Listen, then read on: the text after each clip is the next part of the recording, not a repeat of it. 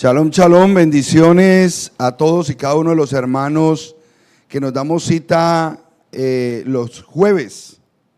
Perdonen la tardanza, 8:20 de la noche para el plan de enseñanzas que tenemos aquí en Hialeah, Primicias Ministry, Hialeah, el Ministerio de Raíces Hebreas, coordinado por la pastora Selmalí Descartes. Tenemos el privilegio de compartir bases bíblicas con respecto a la restauración de la fe que siempre hemos tenido en Yeshua, pero bajo la perspectiva de las raíces hebreas. Estamos hoy cumpliendo con la enseñanza del nivel 4, ¿cierto, amado Miguel? Nivel 4. Vamos en el literal número 12.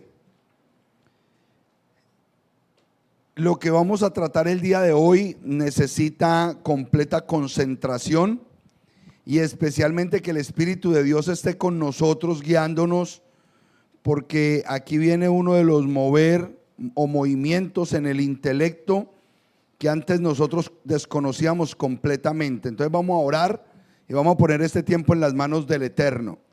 Padre celestial y glorioso, te damos gracias en esta hora. En el nombre poderoso de Yeshua HaMashiach, bendice a todos y cada uno de mis hermanos, tanto los que están aquí en la congregación en Hialeah, en Miami, como los que se están conectando a través de las redes, y que por la gracia que tú nos das a través de la tecnología, pues estas enseñanzas quedan grabadas y que en cualquier momento, en tiempo diferido, cualquier hijo tuyo, Padre, que tú llames a la revelación, a la verdad, al conocimiento completo del evangelio que estableciste en el primer siglo, todos puedan venir a la restauración de la verdad, al tikkun, a la corrección. Te lo pedimos de manera especial en el nombre de Yeshua. No permitas que ningún argumento que nosotros podamos tener en nuestra mente como una fortaleza, como lo dice 2 Corintios capítulo 10, versículo 5, que todo pensamiento que se levanta altivo en contra de la palabra de Yahweh lo llevamos cautivo a la obediencia al Mesías. Te damos gracias, Rey Eterno, porque confiamos plenamente en que eres tú, a través del Ruach HaKodesh, tocando los corazones de tu pueblo. Y para poder establecer la semilla transformadora, primero hay que hacer la labor del profeta bíblico: arrancar, derribar, destruir y derrocar. Dice en el primer capítulo del profeta Jeremías, versículo 5, pero luego de eso vas a plantar y vas a edificar en la vida de tu pueblo. Te lo pedimos en el nombre precioso de Yeshua HaMashiach. Amén y amén. Pueden tomar asiento, amados hermanos, que el Eterno les bendiga. En este cuarto nivel vamos a empezar esta clase con el literal número 12. Les repito que este programa de enseñanza inclusive lo tenemos disponible para los hermanos que se interesen en el material. Después de que terminemos el último nivel, nos comprometemos a hacerles llegar este email con esta información para que tengan este derrotero. ¿En qué creemos ahora que venimos a las raíces hebreas? Ahora que empezamos este proceso de transición a las raíces hebreas. El día de hoy comenzamos con: creemos que la reunificación de Israel se cumplirá antes del regreso de Yeshua. Escúchenme bien. La reunificación de Israel, el pueblo se debe unir para que el Mesías pueda venir. Esto es algo tremendo, porque esto es lo que encaja en lo que venimos hablando acerca del trabajo del profeta Elías. El profeta Elías tiene una característica anunciada desde Isaías: voz del que clama en el desierto, preparad el camino al Adón, preparad el camino a Yahweh, que fueron las banderas que identificaron el ministerio de Johanán el Inmersor. ¿Qué hizo Johanán el Inmersor? En el desierto preparar camino para la venida del Mesías. Y llegó el Mesías y sumergió al Mesías. Amén. Entonces hemos entendido por la palabra del Eterno en Hechos 3:21 que el cielo lo debe retener. ¿A quién? Al Mashiach, hasta el tiempo de la restauración de todas las cosas. ¿Qué es lo que se va a restaurar? Varias cosas. Aquí está. A quien de cierto es necesario que el cielo reciba, ya lo recibió. Por el momento hay versiones que dice es necesario que el cielo lo retenga hasta los tiempos de la restauración de todas las cosas. Vamos a analizar los conceptos, qué es lo que hay que restaurar y una variable de la palabra cosas, porque la palabra cosas, si lo llevamos al formato hebreo, es la palabra devarim, que también traza con palabras. Entonces ese es el tiempo de la restauración de todas las palabras. Y cuando partimos de ahí, tenemos que restaurar las 10 palabras, los mandamientos. Y tenemos que restaurar el conocimiento que tenemos de la palabra de Juan 1:1. Aquella palabra que se hizo carne. Tenemos que restaurar esas palabras. Yeshua fue enviado a restaurar al pueblo de Israel. Nosotros no podemos ni tenemos autoridad para cambiar el plan que el Mashiach tenía como bandera, como foco y como dirección. Y era restaurarle el reino a Israel. Ustedes me pueden acompañar por favor a Mateo capítulo 10, versículo 6. Mateo 10:6. Sino y antes, ojo que esta orden se la está dando Yeshua a sus discípulos. ¿De dónde eran sus discípulos? Judíos, de Judá. Todos eran judíos. En el primer siglo la casa de Israel había desaparecido, la casa del norte se había extraviado, pero le dice a los judíos, a sus seguidores en Judá, a los suyos vino, mas los suyos no le recibieron. La salvación viene de los, amén. Sino id antes a las ovejas perdidas de la casa de Israel. Una primera orden que nosotros vemos con toda claridad en la escritura.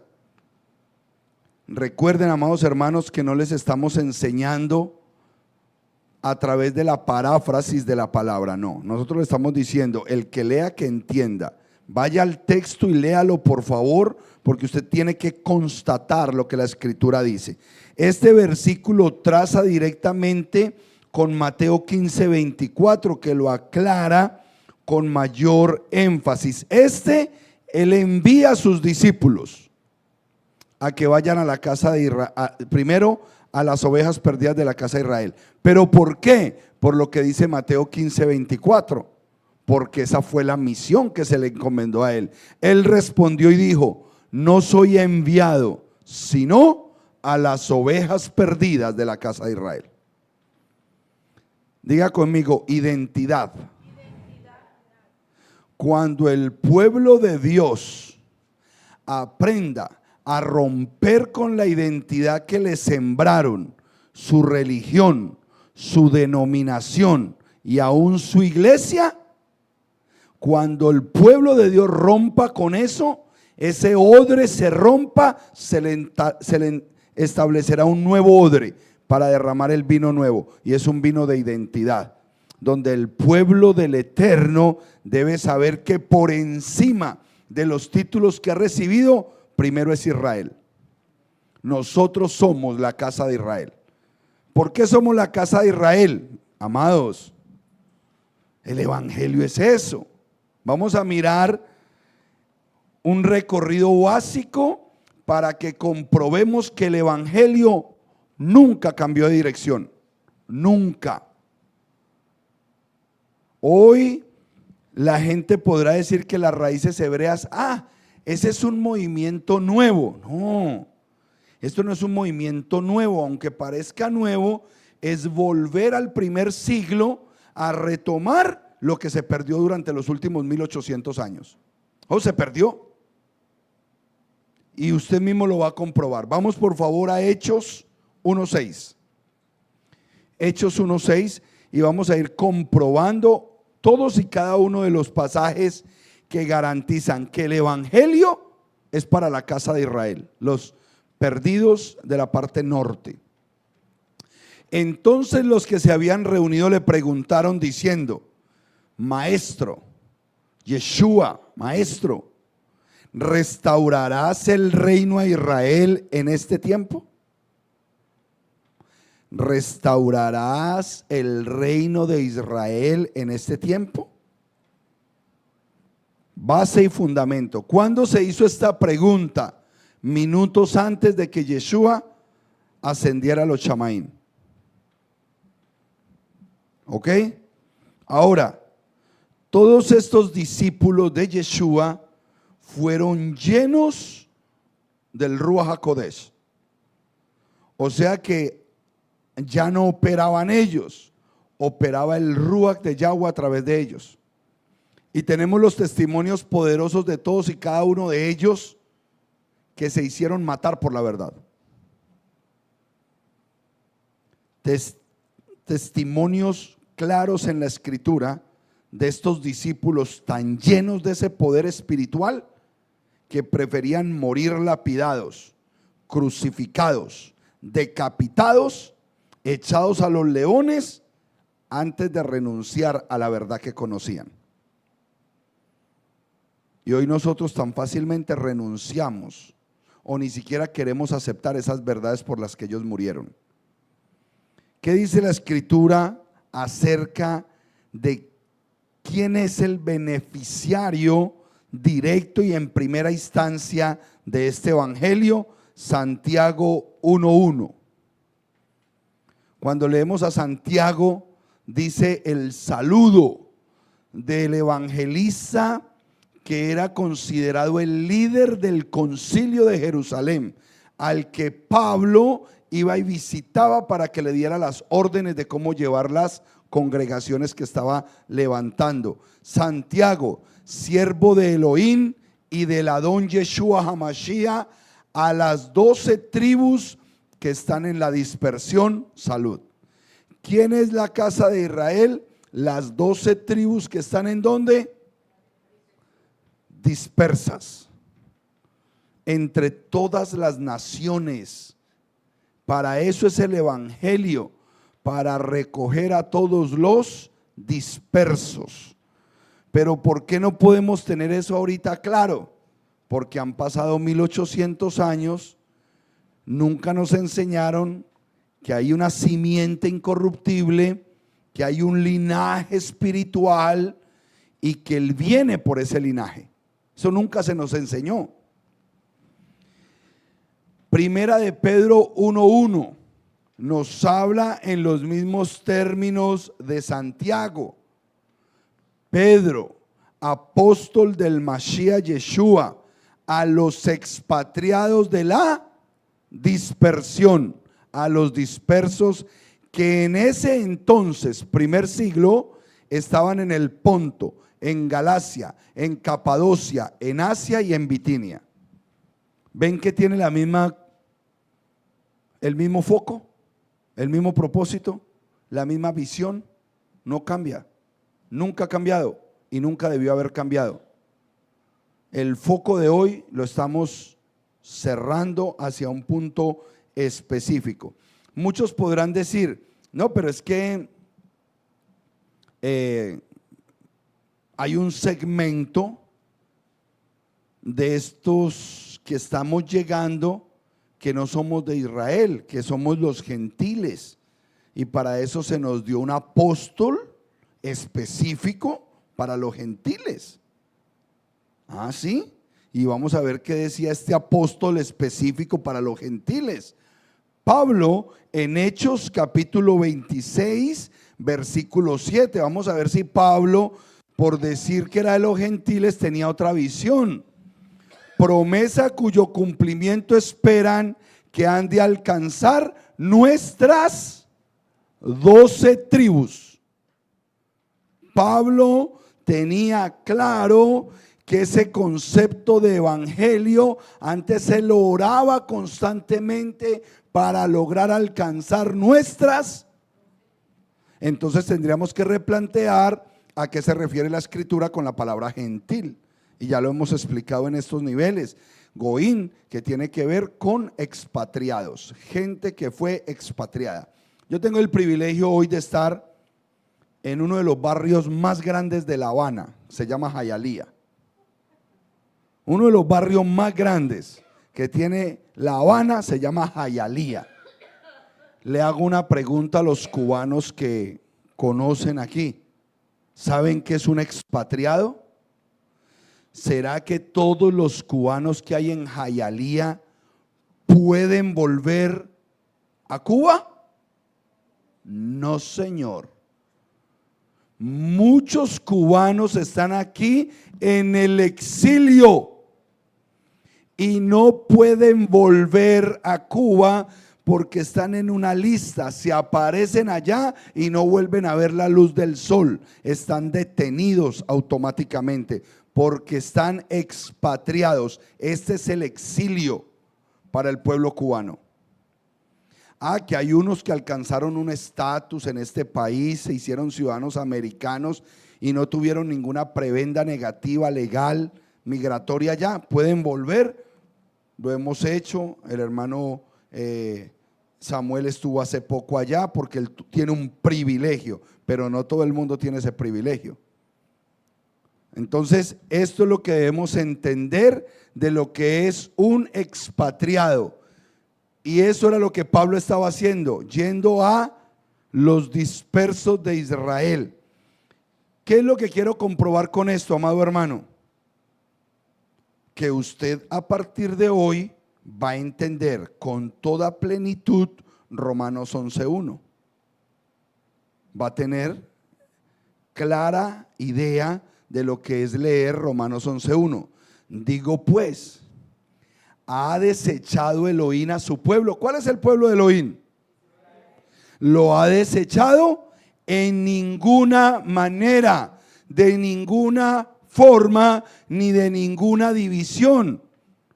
No quiere decir que él ha desechado a una tribu, a dos tribus, a 5, a 10, a 12. No, ha desechado Elohim a su pueblo de ninguna manera. Quiere decir que cuando ese capítulo nos enseña que en aquel entonces todo Israel será salvo, será todo. Bien importante esto, que nosotros lo tengamos bien en cuenta. En Lucas 1:32 tenemos otro pasaje que nos presenta la identidad del Mesías como rey. Este será grande y será llamado Hijo del Altísimo, y el Yahweh, el Elohim, le dará el trono de David su padre. Siguiente, por favor. Se le dará el trono de David. Ahora, ¿el trono de David es para que reine sobre la casa de Judá? No. Y reinará sobre la casa de Jacob. ¿Y quién era Jacob? Israel, el papá de los 12 patriarcas. Entonces, ¿qué es lo que quiero dejarles a ustedes sobre la mesa en este punto? La importancia de conocer verdaderamente quién es Israel. Es tener un evangelio con identidad. ¿Qué palabras proféticas rodean este mensaje? Vámonos por favor para Oseas capítulo 2, versículo 11.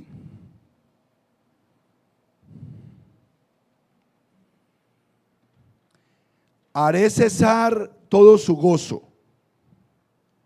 sus fiestas, sus nuevas lunas, Roscodés, voy a borrarles todo eso. Y sus días de reposo, se los voy a borrar, se los voy a quitar. Y todas sus festividades. Sigue por favor el siguiente. Y haré talar sus vides y sus higueras, de las cuales dijo: mis salarios son salario que me han dado mis amantes, y las reduciré a un matorral y las comerán las bestias del campo. Estaba hablando acerca de Israel, que le iba a borrar de su mente absolutamente todo lo que tenía que ver con su nombre y sus mandamientos. Por eso hoy llegamos nosotros al evangelio en blanco. Decimos amén y aceptamos a Yeshua como nuestro Redentor y Salvador. Y se supone que como es un proceso de restauración, tenemos que volver a ser israelitas, no evangélicos. O sea, el evangelio de Yeshua no es para hacernos evangélicos. El evangelio de Yeshua es para hacernos ¿qué? Israelitas nuevamente. Evangelio es nueva noticia. ¿Y a quién se le da una nueva noticia? Al que recibió una mala noticia. Pastora Selmalí. Entonces, la restauración de todas las cosas tiene que ver con la restauración de los días, de las fiestas y de todo eso. Ya empezó un proceso en el cual estás conectando en Hechos 3:21 la restauración de todas las cosas y palabras. Y cuando hablamos de esas palabras estamos restaurando los mandamientos. ¿Qué se tiene que restaurar? Porque eso cesó de la casa de Israel. Se tienen que restaurar las fiestas, se tiene que restaurar Roscodés y se tiene que restaurar los días de reposo y todas sus festividades. Créame, amado hermano, que la escritura es básica de entender, simple. Yo aquí no los estoy tratando de convencer de algo, sino que les estoy mostrando escrituralmente la identidad de un pueblo, cómo vive ese pueblo, hacia dónde es que nos quiere llevar el Eterno, hacia la restauración de su pueblo. Nosotros podríamos conectar Oseas 2:11 con Colosenses 2:16. ¿Por qué? No me quite este versículo todavía, Lisette. ¿Ok?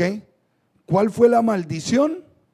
Hacer cesar, cortar, eliminar sus fiestas, sus lunas nuevas, sus días de reposo y todas sus festividades. ¿Ok? Ahora viene el Mesías y te rescata. Y cuando te rescata te dice: mira, te voy a devolver tus fiestas, tus lunas nuevas, tus días de reposo, porque ya a través de mi sacrificio vuelves a tener la identidad israelita. Por eso en Colosenses 2:16, miren lo que dice: por tanto nadie los juzgue, porque ustedes ya cuando le están hablando a los colosenses, le están hablando a una congregación lavada de sus pecados, marcada y señalada con la sangre del Mesías. Ya eran pueblo de Dios. Entonces les dice: por tanto, ahora que ya se convirtieron nuevamente, que fueron injertados a Israel, que nadie los juzgue en comida o en bebida. En cuanto a las fiestas, a la luna nueva o a los días de reposo, ¿ven la misma simetría? La misma sintaxis. Cuando conectamos la Torá, los profetas y el Brit Hadashah de la manera correcta, el pacto renovado, vemos certeramente que tú y yo somos un pueblo escogido desde antes de la fundación del mundo para llevar este estilo de vida. Amén. Muy importante esto. Por favor, Oseas 6:2. nos dará vida después de 2 días. Diga conmigo, 2000 años. Nos dará vida después de 2 días. En el tercer día, diga conmigo, el milenio. Esto está partiendo de la profecía de Yeshua. Pues de Yeshua son estos días. Y viviremos delante de él. En el tercer día nos resucitará en su segunda venida y viviremos delante de él. Ese es el evangelio. Yahweh,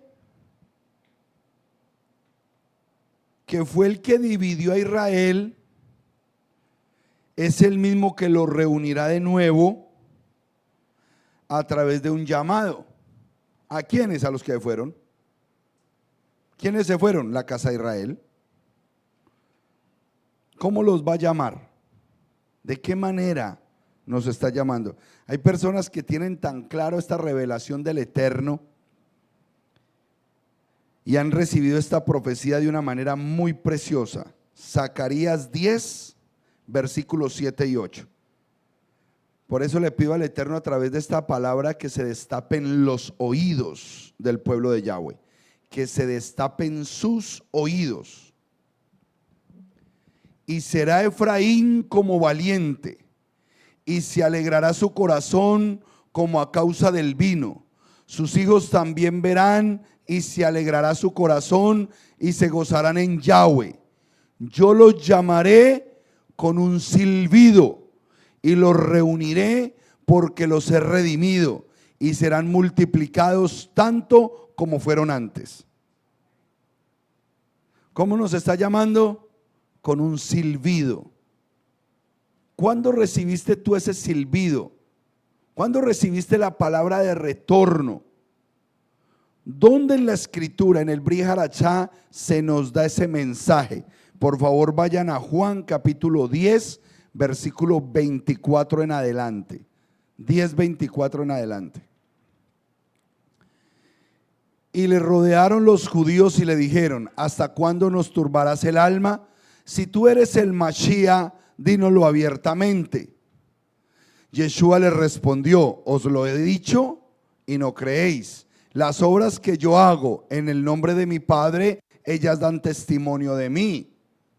Pero vosotros no creéis, porque no sois de mis ovejas. Les estaba diciendo a los líderes religiosos del primer siglo: ustedes no son de mis ovejas, como os he dicho. ¿Por qué? Mis ovejas oyen mi voz, mis ovejas perciben el silbido. Usted le da risa porque usted tuvo ese problema hoy, porque no pueden oír la voz. Ese silbido no lo escuchan todos. Mis ovejas oyen mi voz y yo las conozco y me siguen.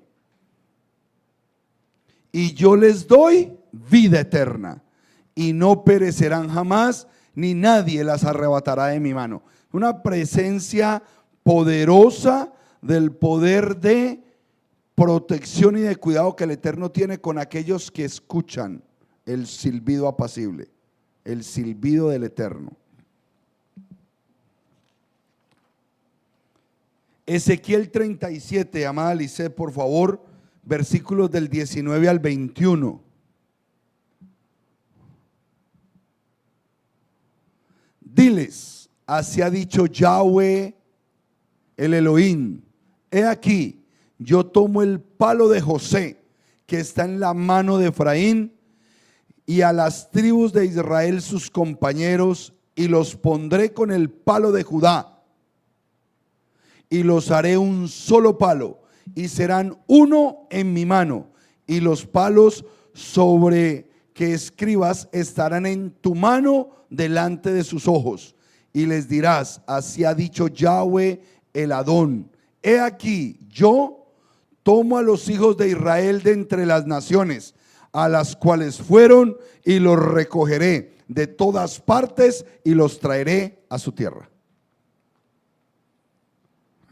O sea que si usted está comprando finquita en Venezuela, en Colombia, en República Dominicana, piénselo bien, porque se supone que usted va para Israel.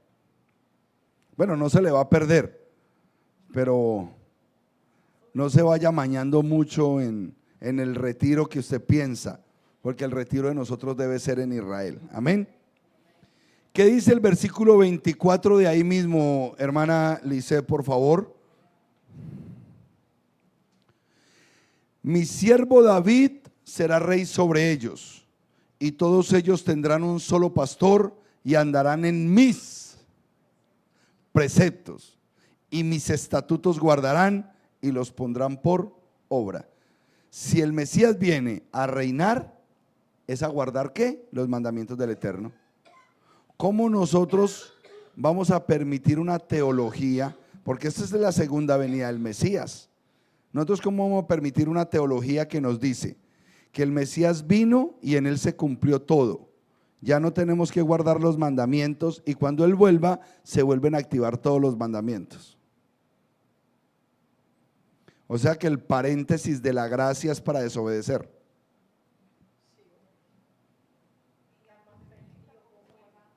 ¿Ah?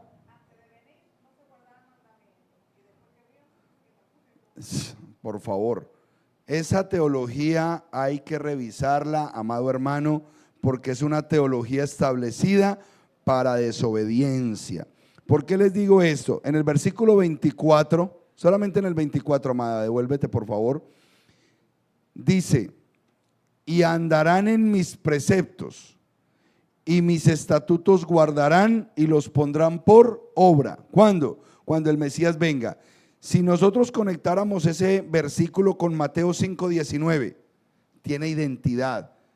Ezequiel 37:24 con Mateo 5:19 dice: de manera que cualquiera que quebrante uno de estos mandamientos muy pequeños y así lo enseña a los hombres, muy pequeño será llamado en el reino de los cielos.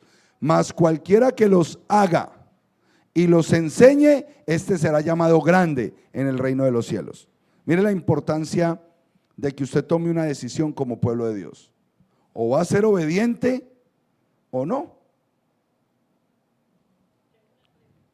Pastora, pregunta, ahí tiene su micrófono que lo solicitan ahí del...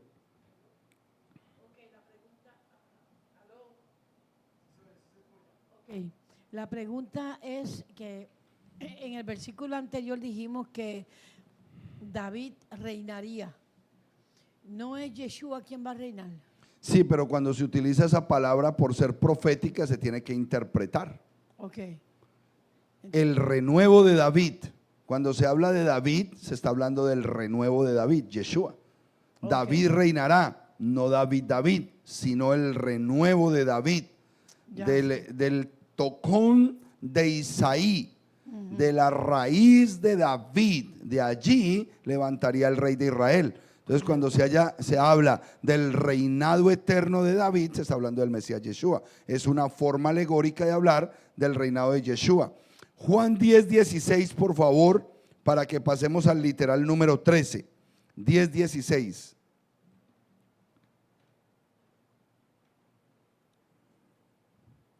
También tengo otras ovejas que no son de este redil. ¿A quién les está hablando? Al redil de Judá. Les está diciendo: yo tengo otras ovejas que no son de aquí. Aquellas también debo traer y oirán mi voz, y habrá un rebaño y un solo pastor. Todo esto que yo les he presentado aquí, en este literal de la reunificación de Israel, usted lo va a leer clarito, como tarea en su casa, en Efesios capítulo 2. Toda esta reunificación, los dos rebaños, las dos casas, las dos naciones, los dos palos, todo lo que habla de dos, de los dos hizo uno. Y eso en Efesios capítulo 2 usted lo encuentra completico, cumplido. Literal número 13. el 13º punto de las cosas que creemos en esta restauración a través de las raíces hebreas. Y es que este es ese tiempo. Este es el tiempo de la restauración de las cosas. Este es el tiempo.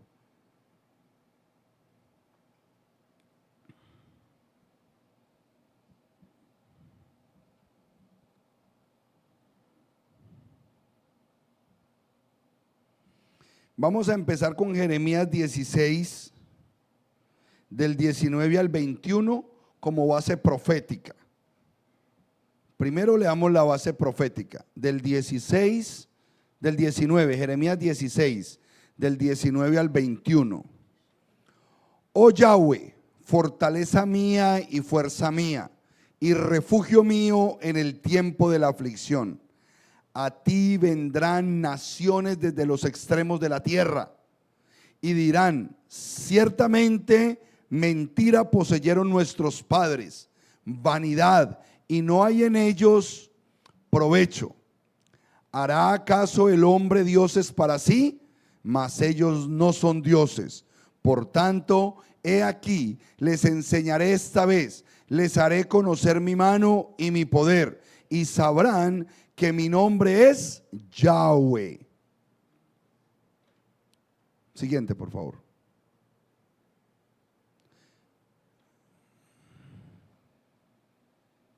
Jeremías 16. Bueno, de pronto estoy teniendo aquí una versión hebrea que lo partieron hasta el 21. Hasta ahí. Y conocerán que mi nombre es Yahweh. ¿Cuándo se iba a dar este proceso de conocimiento? Hechos 3, del 19 al 21. Aquí tenemos las palabras donde se desata el cumplimiento, pero el proceso que hasta el día de hoy se está viviendo. ¿Cuál? Así que arrepentíos y convertíos, para que sean borrados vuestros pecados, para que vengan de la presencia de Yahweh tiempos de refrigerio, y Él envíe a Yeshua HaMashiach, que os fue antes anunciado, a quien de cierto es necesario que el cielo lo retenga. Esa es la palabra correcta, lo retenga, porque ya lo recibió. En el capítulo 2 lo recibió.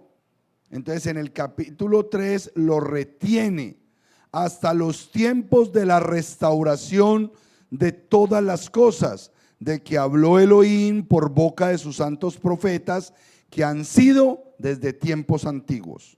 Amén. Este es el plan de restauración del eterno Rey de Israel. ¿Qué podemos concluir en este momento de la clase? Una vez expuestas las anteriores bases de nuestra emuná, de nuestra fe, es importante anotar como respuesta a las inquietudes que hemos venido trayendo de lo que conocíamos como la iglesia cristiana. Para nosotros ese era el concepto anterior. Nosotros somos iglesia cristiana. Vamos a concluir de acuerdo a esto que solamente hay una identidad, y es ser Israel. Concluimos que las palabras de Yeshua en Mateo 5, 17 al 19 no se pueden tergiversar con las palabras Jesús vino a cumplir la ley. El texto completo afirma plenamente que mientras existan el cielo y la tierra, ni una sola tilde dejará de cumplirse.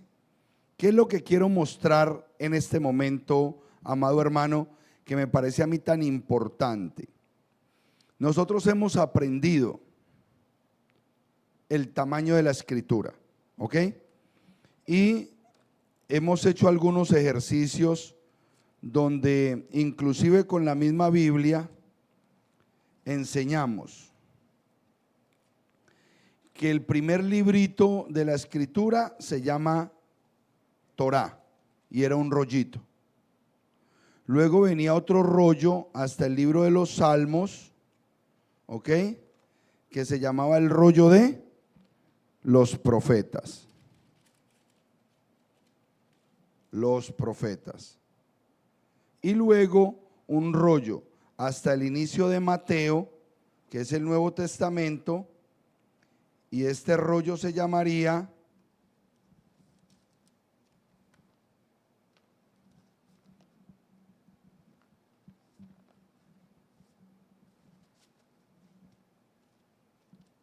el rollo de los escritos. Así es como está conformada la escritura. Me gustaría mucho que enfocaras, amado Miguel, este formato.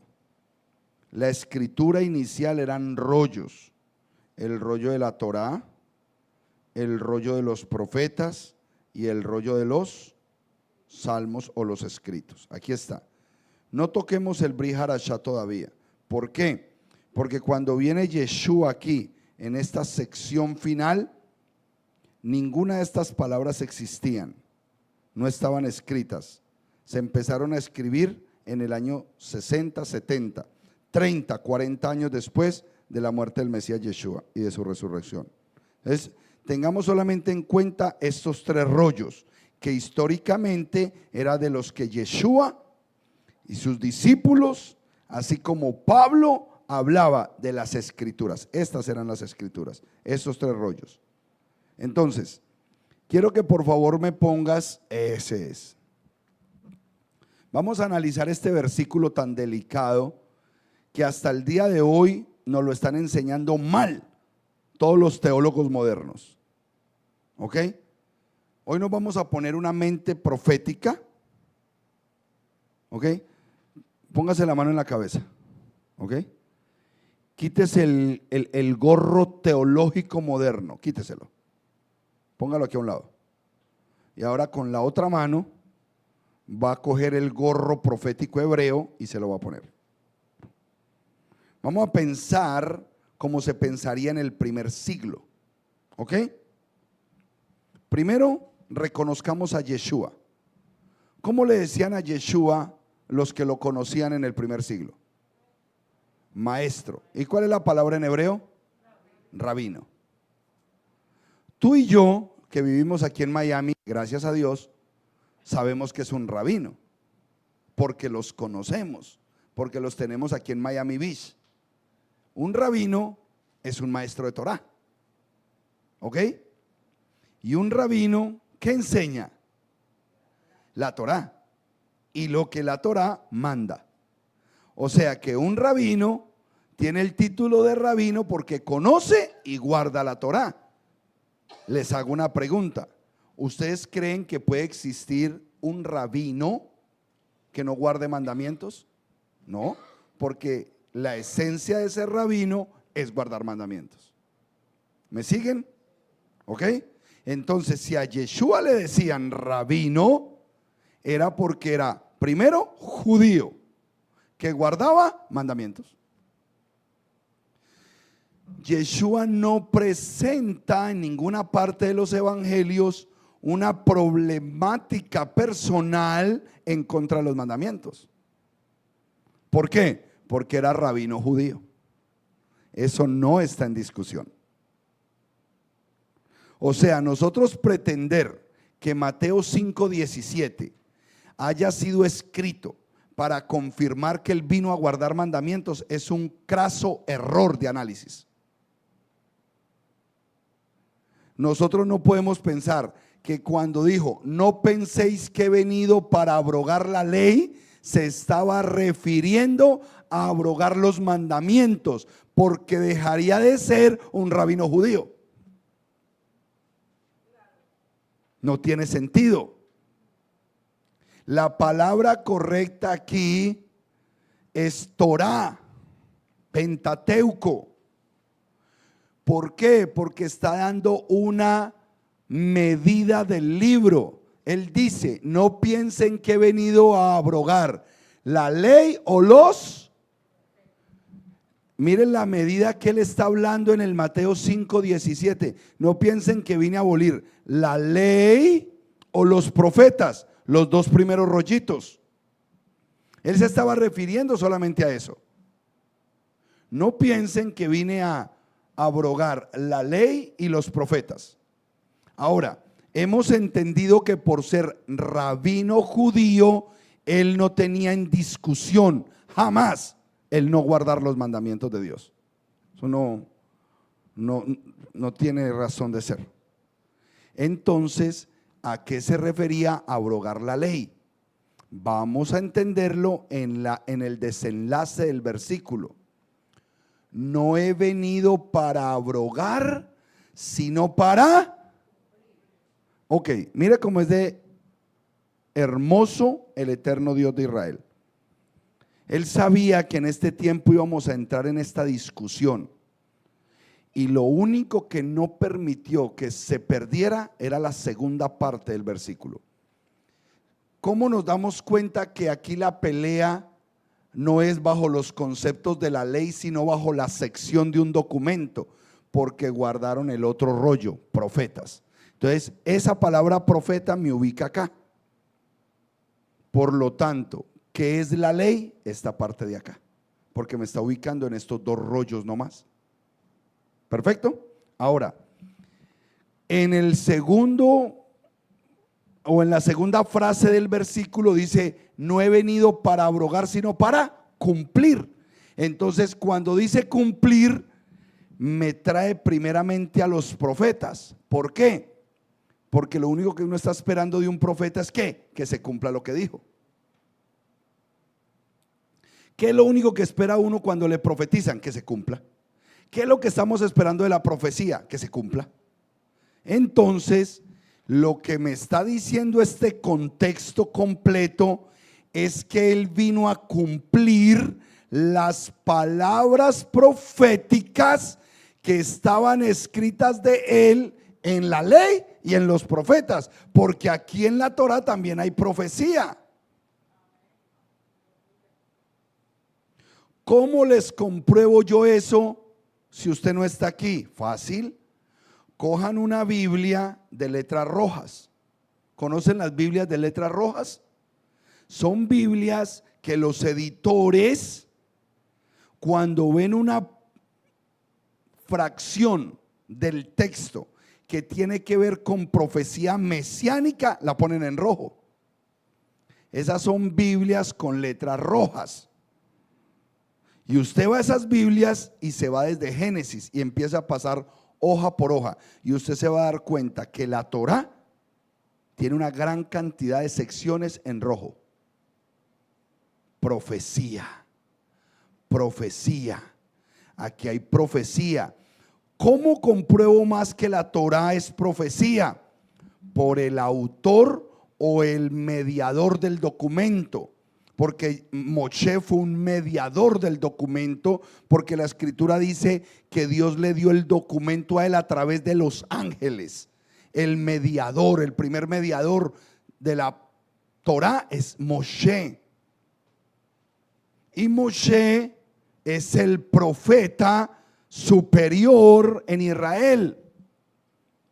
Entre los cristianos no. En el cristianismo nos enseñaron que el profeta mayor se llama ¿cómo? Isaías, el profeta mayor. Eso es lo que enseñan en las escuelas teológicas.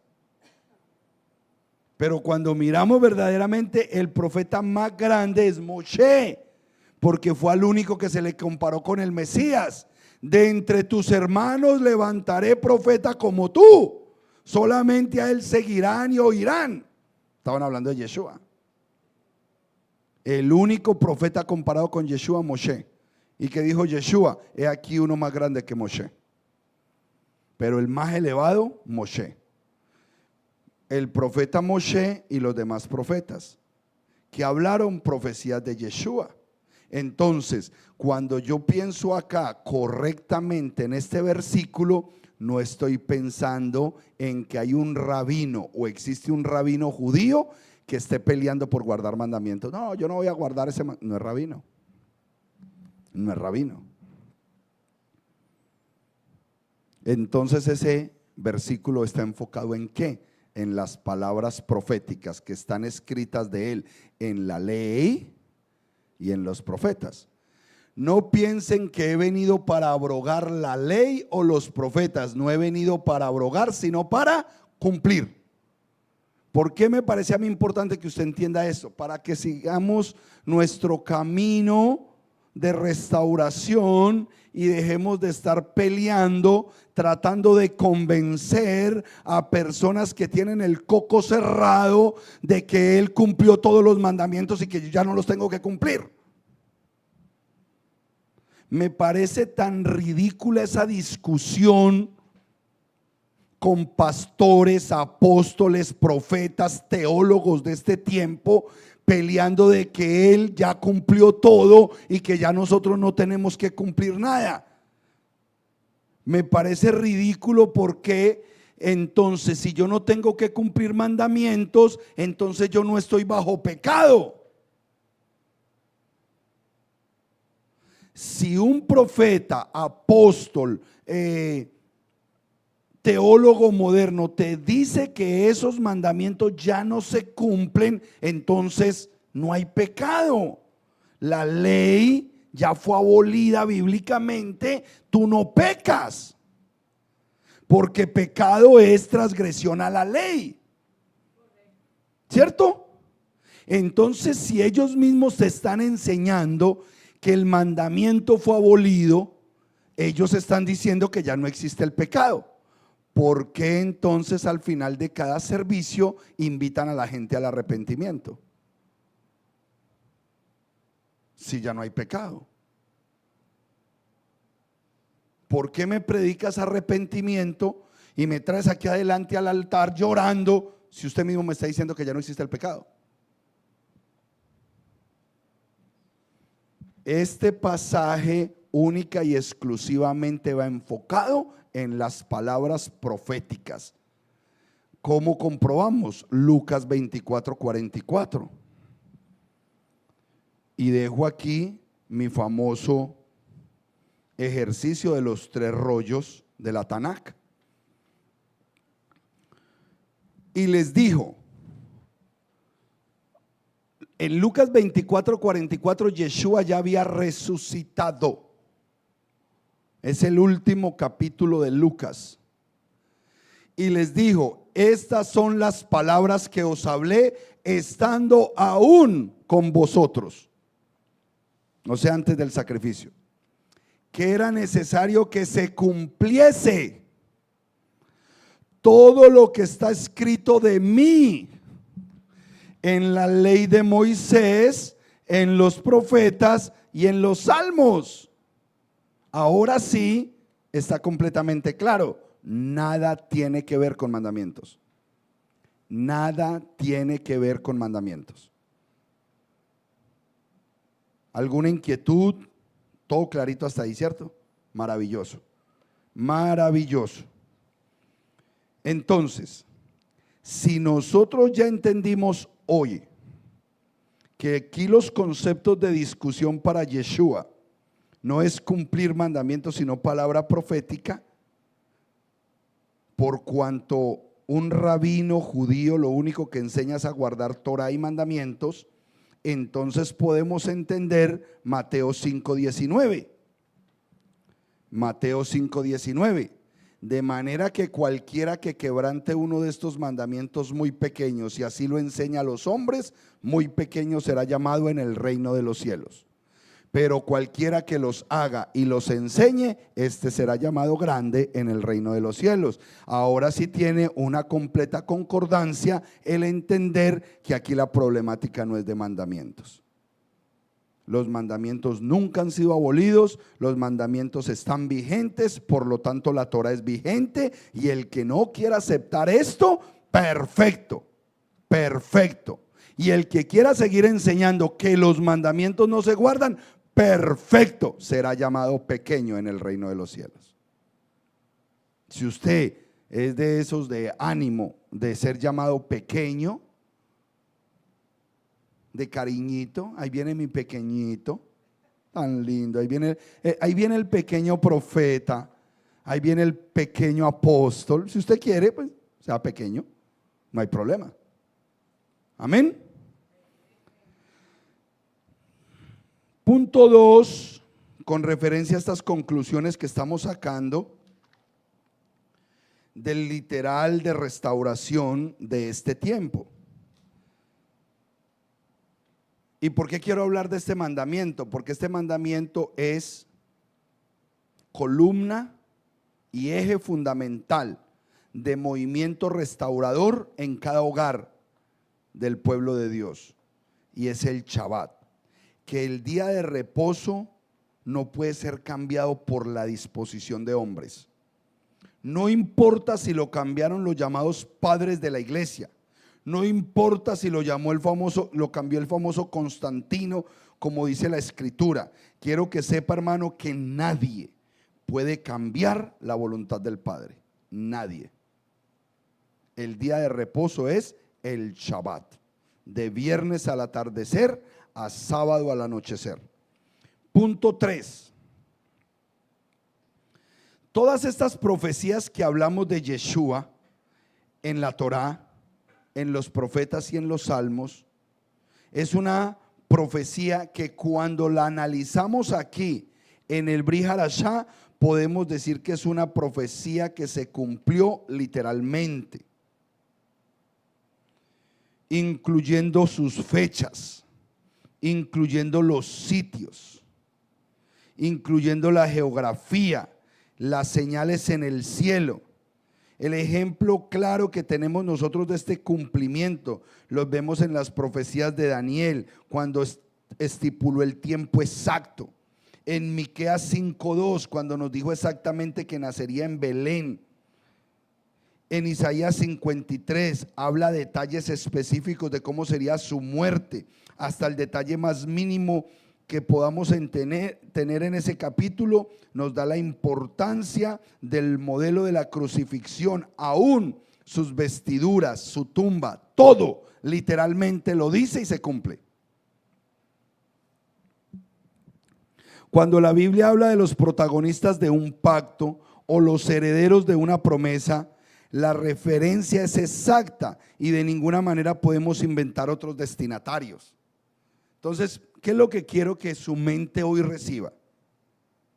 Si dijo el lugar específico, si dijo las ropas que iba a tener, cuándo lo iban a crucificar, de qué manera lo iban a crucificar, dónde iba a ser el lugar de su entierro, todo lo dice la profecía.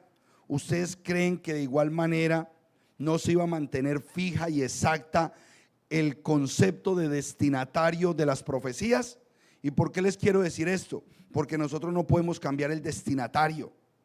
Hoy nos han enseñado que el destinatario de toda esta información de evangelio es para la iglesia como entidad separada de Israel, y eso es un craso error.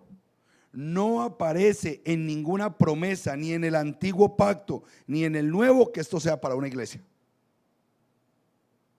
El destinatario siempre es Israel, Israel, Israel, Israel. ¿Ok? Ahora, hay una frase olímpica. O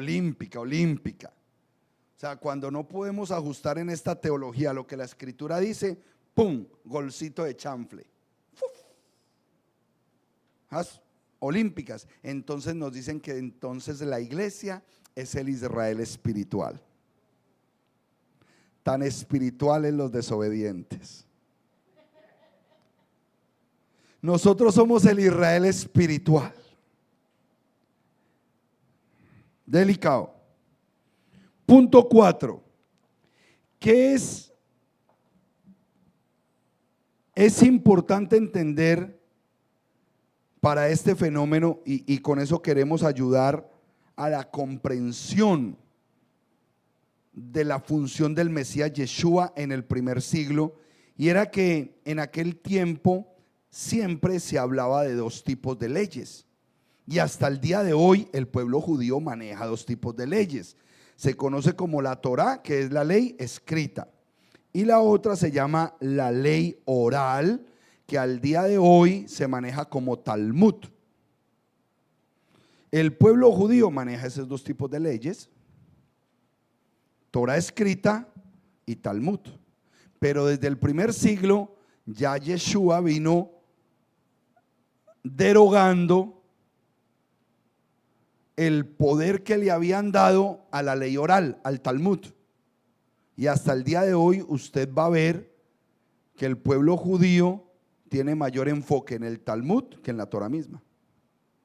¿Ok? Porque ese es su estilo de llevar la fe, su religión. ¿Ok? Pero lo que vino el Mesías a desbaratar era ese poder que tenía la ley oral sobre el mandamiento del Eterno. Ese fue el rechazo por el cual Yeshua estableció esa ley oral como mandamientos de hombres, de rabinos, basados en su tradición, y que los hombres pusieron por encima del mandamiento del Padre Eterno. Por eso las palabras tan fuertes en Mateo 15, del versículo 6 al versículo 9, fueron palabras demasiado fuertes. Ya no ha de honrar a su padre o a su madre, así habéis invalidado el mandamiento de Dios por vuestra tradición. Hipócritas, bien profetizó de vosotros Isaías cuando dijo: este pueblo de labios me honra, mas su corazón está lejos de mí, pues en vano me honran, enseñando como doctrinas mandamientos de hombres. Pregunta: ¿los mandamientos del Sinaí eran mandamientos de hombres? No, fueron los mandamientos que Dios le dio a Moshe como mediador para que se le entregara al pueblo. Ahora, los mandamientos que estaban caminando en el primer siglo, como no se están lavando las manos antes de comer, están sanando gente en el día de Shabbat, todas estas regulaciones que Yeshua vino y les puso: espérate que eso no es así, es Talmud, ley oral. Eso fue lo que él vino a decir: eso no va, eso no tiene autoridad, lo que tiene autoridad son los mandamientos de mi Padre. Esa es la disputa histórica que a partir del siglo I toma fuerza y vigencia entre nosotros que creemos en Yeshua y que hoy debemos aclarar correctamente. Debemos tenerlo claro.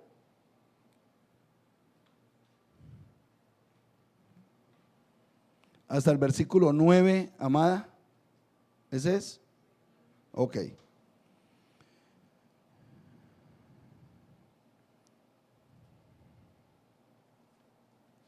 Yo creo que Yeshua hoy a la iglesia le diría las mismas palabras, refiriéndose, por ejemplo, al día de reposo, a las fiestas del Eterno, a la alimentación, a los tzitzit que el Padre mandó.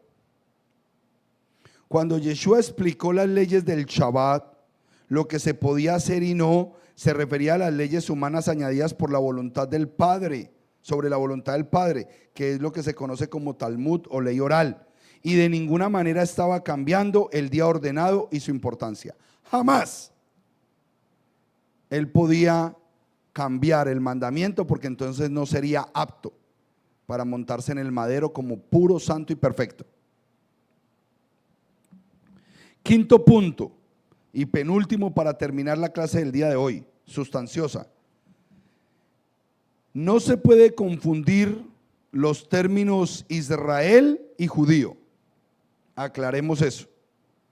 La iglesia, por desconocimiento del antiguo pacto, desconoce su historia, entonces la división de Israel y de las dos casas también es completamente desconocida.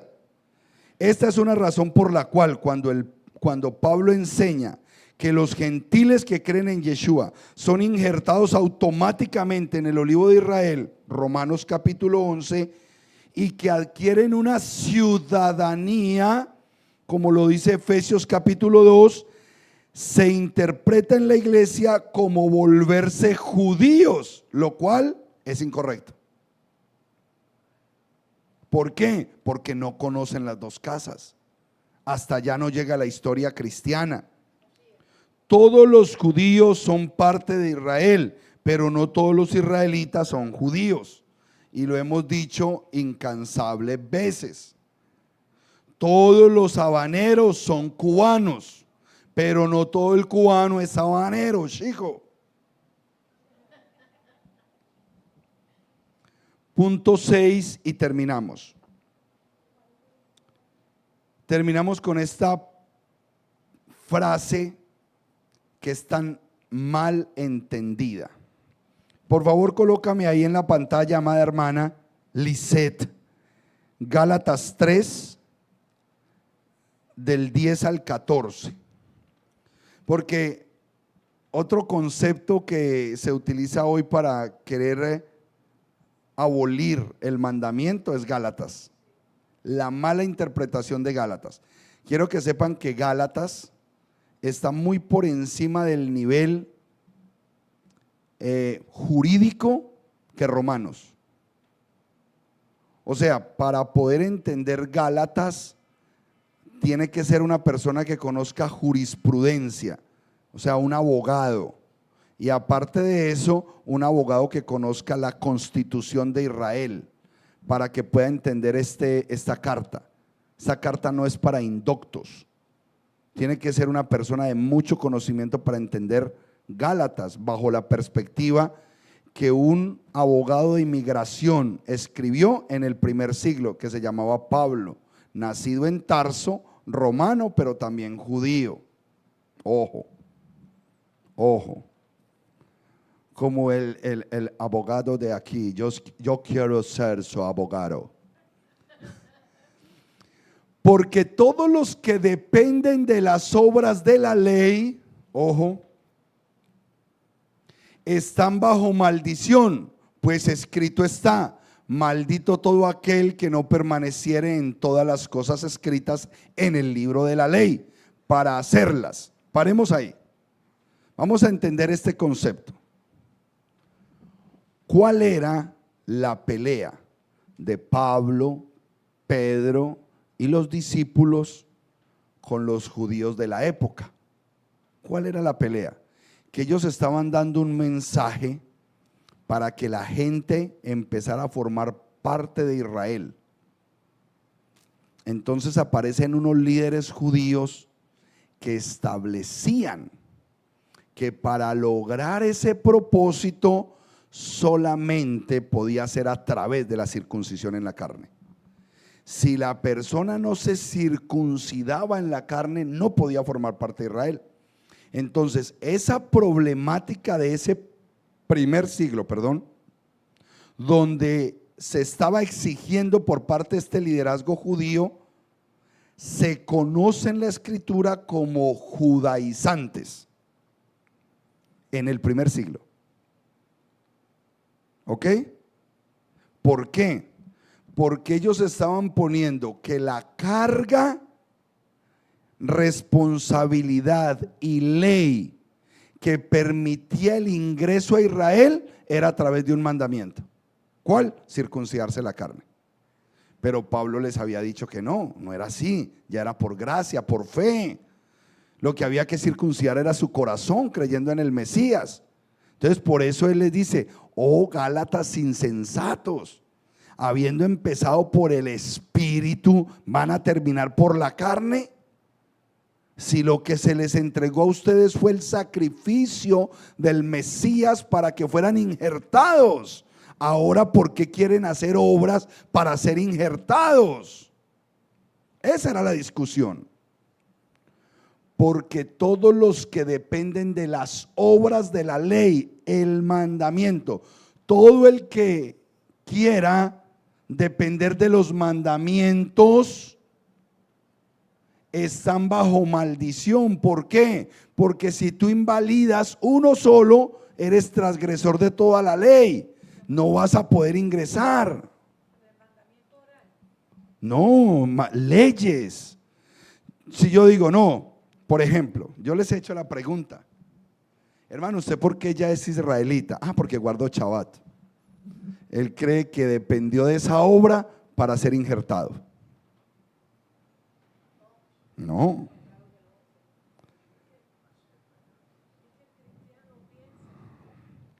Dele el micrófono a la pastora Elena para que escuchen allá en Rusia.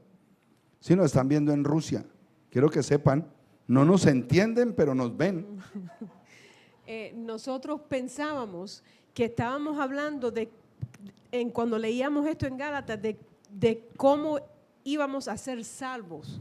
y no era para salvación esta escritura, según lo que estamos aprendiendo ahora, era para hacer ingresar al pueblo de Israel. En otras palabras, los hermanos creyentes no querían separarse de Israel, querían unirse o ser parte de Israel. Exacto. Eso es bien Pero tremendo. los líderes que venían de los judíos querían hacerlo